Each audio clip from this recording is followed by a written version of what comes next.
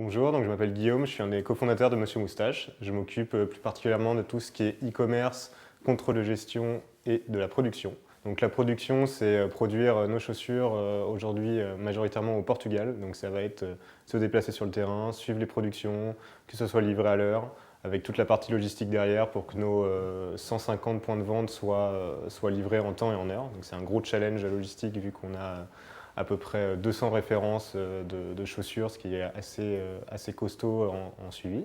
Toute la partie contrôle de gestion, finance, ça va être suivre tout le suivi financier de nos boutiques, qui nous payent à l'heure, faire des conditions pour eux, que les Galeries Lafayette nous suivent bien là-dessus, etc.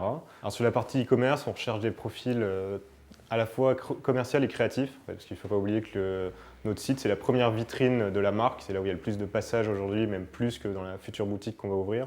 Donc on recherche des gens qui soient hyper impliqués dans l'image des produits, qui est un truc qui est très important chez nous, où chaque image doit être léchée, pensée, etc., avec un univers qui est très important chez nous. Et on recherche des gens aussi assez forts en merchandising et en gestion de sites internet pour gérer tout le flux et tout le trafic du site aujourd'hui avec des animations, des newsletters, etc. Tout ce qui est possible pour optimiser ce trafic. Au niveau des valeurs des gens qu'on recherche, il va y avoir l'initiative, la rigueur, le dynamisme et surtout le sens créatif, qui est quelque chose de très important pour nous vu qu'on est une marque de mode.